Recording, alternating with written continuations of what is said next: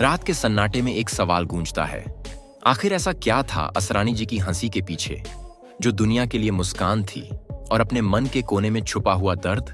क्या उनका जाना सिर्फ एक हादसा था या जिंदगी की परतों में छिपा कोई अनदेखा राज? इस वीडियो में हम आपको एक ऐसे सफर पर ले जाएंगे जिसमें मुस्कान की गहराई, संघर्ष की तपिश और इंसानियत की गर्माहट छुपी है। एक ऐसे कलाकार की कहानी जिसकी हंसी आज भी सिनेमा का सबसे बड़ा वरदान मानी जाती है। तो चलिए मिलते हैं असरानी जी से उनके जीवन के अनसुने और सच्चे पहलुओं के साथ। गोवर्धन असरानी, एक नाम जिसे सुनते ही चेहरे पर मुस्कान आ जाती है। वो कलाकार जिसकी आमद ही माहौल को हल्का कर देती थी। अहमदाबाद के एक सामान्य परिवार में जन्मे असरानी का जीवन बहुत सीधा था।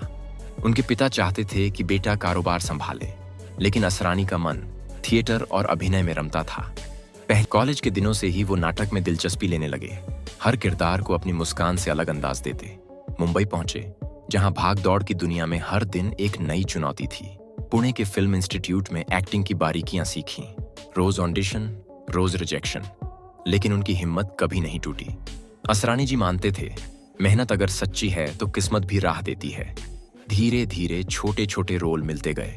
हर स्क्रीन पर उनकी मुस्कान दर्शकों के दिल में उतरती गई। फिर आया वो दौर जिसे सिनेमा का मील का पत्थर कहा जाता है। 1975 का शोले। जेलर के किरदार ने असरानी को रातों रात घर घर में मशहूर कर दिया। उनके डायलॉग हम अंग्रेजों के जमाने के जेलर हैं, बच्चे बूढ़े सभी की जुबान पर था। उसी किरदार ने असरानी को सिवाय एक कॉमेडियन नहीं, बेमिसाल कलाकार बना दिया। इसके बाद निश्चल हंसी का वह सफर दूर तक चला। ड्रीम गर्ल, चुपके चुपके, अभिमान, राजपूत, मलमाल वीकली, धमाल और न जाने कितनी फिल्में। हर किरदार में असरानी की हंसी में संवेदना, गहराई और सादगी छलकती थी। हंसी जो सिर्फ मजाक नहीं बल्कि जज्बातों की भाषा थी। उनका मानना था, कॉमेडी बुद्धिमत्ता की कला है। उनकी टाइमिंग, एक्सप्रेशन और संवाद में एक अनूठी मिठास थी। असरानी के साथ काम करने वाले डायरेक्टर कहते थे, अगर सीन में असरानी है तो अपने आप सीन जीवंत हो जाता है। उनकी मौजूदगी हर सिचुएशन को यादगार बना देती थी। वो माहौल को हल्का कर देते, गंभीरता को भी हंसी में बदल देते। यही उनकी सबसे बड़ी ताकत थी। वो हर युग में फिट हो गए। 66 से 2000 तक का दौर और हर पीढ़ी के दिल में घर बना लिया। असरानी पर्दे के पीछे सादगी के पर्याय थे।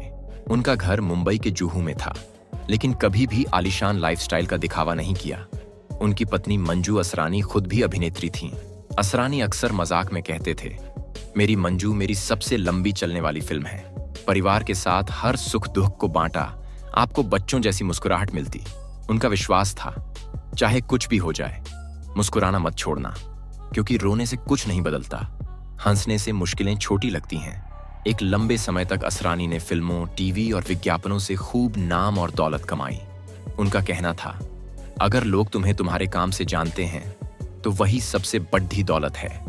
मगर जिंदगी में कुछ अधूरे सपने भी रह गए। धमाल सीक्वल, मलमाल वीकली 2 में उनकी वापसी की चर्चा थी, लेकिन अब वो किरदार अधूरा रह गया। कई डायरेक्टर्स मानते हैं कि असरानी के बिना सेट अधूरा है। वो सिर्फ अपने संवाद से नहीं, अपनी उपस्थिति से माहौल को बदल देते थे। उनके जीवन के आखिरी महीनों की बात करें तो तबीयत पिछले कुछ समय से लगातार बिगड़ रही थी। सांस लेने में परेशानी, खांसी का बढ़ाना, सीने में दर्द। डॉक्टरों ने उम्र का असर बताया, आराम की सलाह दी, लेकिन असरानी अभिनय से दूर नहीं रह पाए। परिवार ने बार बार समझाया, मगर वो कहते रहे, जिंदगी का असली मजा कैमरे के सामने है। उनकी इसी सादगी, इसी जिद के पीछे कहीं एक गहरा दर्द छुपा था। शायद वही दर्द वह कभी किसी को बता नहीं पाए। आखिरी दिनों में असरानी ने खाना पीना कम कर दिया। वे ज्यादातर अपने कमरे में रहते, पुरानी तस्वीरें देखते, खिड़की के बाहर लंबी देर बैठते। उनकी आंखों में थकान साफ नजर आती थी, मगर चेहरे पर वही पुरानी मुस्कान थी। रातों को बेचैनी बढ़ जाती, कई बार आसमान की तरफ चुपचाप देखते रहते। 17 अक्टूबर की रात तबीयत अचानक बिगड़ी। सांस लेने में दिक्कत, शरीर पसीने से भीग गया। परिवार ने उन्हें मुंबई के जुहू स्थित आरोग्य निधि अस्पताल में भर्ती कराया। डॉक्टरों ने शुरुआती जांच में बताया कि फेफड़ों में संक्रमण है, लेकिन स्थिति इतनी गंभीर हो जाएगी, किसी को अनुमान नहीं था। अस्पताल में भर्ती होने के बाद भी असरानी वही पुराने अंदाज में थे। दर्द में भी मुस्कुराना, मजाक करना, नर्सों और डॉक्टर्स को हंसा देना। नर्स बताती हैं, ऐसे मरीज बहुत कम देखे जो खुद परेशान हों। फिर भी दूसरों को मुस्कुराने से नहीं रोक पाते। असरानी बार बार कहते, सब ठीक है, बस थोड़ा आराम चाहिए, लेकिन उनकी हालत और खराब होती गई। 20 अक्टूबर की सुबह उन्होंने हमेशा के लिए आंखें मूंद लीं। उनके निधन की खबर ने पूरे देश को झकझोर दिया।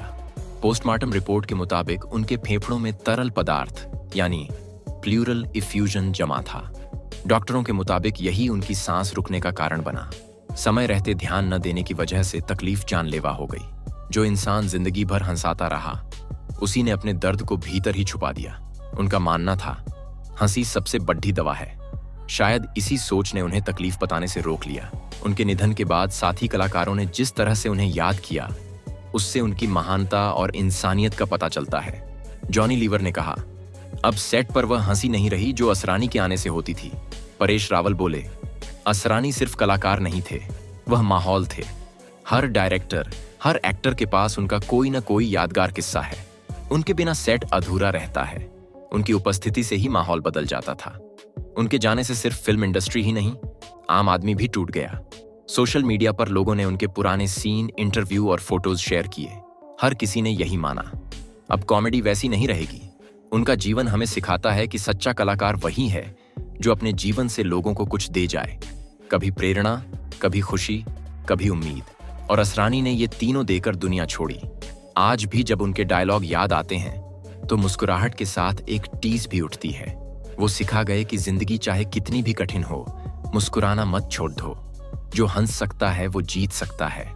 शायद यही उनका सबसे बड़ा संदेश था। 20 अक्टूबर 2025 को असरानी जी ने दुनिया को अलविदा कह दिया, लेकिन उनका जादू जिंदा है। हर किरदार, हर सीन, हर मुस्कान हमारी यादों में हमेशा बसे रहेंगे। जब भी क्लासिक फिल्म देखें, असरानी जी की मुस्कुराहट को याद कीजिए। उनकी हंसी, उनका अपनापन, उनका जोश, ये कभी नहीं मिटेगा। अगर आप असरानी के सच्चे प्रशंसक हैं तो उनकी मुस्कुराहट को अपनी श्रद्धांजलि बनाइए। आज बस मुस्कुरा दीजिए और कमेंट करके बताइए कौन सा सीन आपको आज भी मुस्कुराने पर मजबूर कर देता है। वीडियो को लाइक करें, शेयर करें, चैनल को सब्सक्राइब करें ताकि उनकी विरासत हमेशा जिंदा रहे। असरानी अब हमारे बीच नहीं है, मगर उनकी मुस्कान अमर है। कुछ लोग दुनिया छोड़ धाट कर भी कभी नहीं जाते। उनकी बनाई मुस्कान हर चेहरे पर छाई रहती है। असरानी जी ने यही सिखाया, हंसते हुए जीना ही असली कला है। तो दोस्तों, अगर आप एक बार मुस्कुरा सके हैं तो समझिए असरानी जी की सच्ची श्रद्धांजलि दी है। उनका जाना सिर्फ बॉलीवुड का नुकसान नहीं, बल्कि मुस्कान की उस पहचान का खो जाना है जो हर भारतीय में थी। बट वो मुस्कान, वो अपनापन हमेशा हमारी यादों में रहेगा। मुस्कुराते रहिए, क्योंकि यही असरानी जी का सबसे बड़ा संदेश है। यही उनकी सबसे सुंदर विरासत है।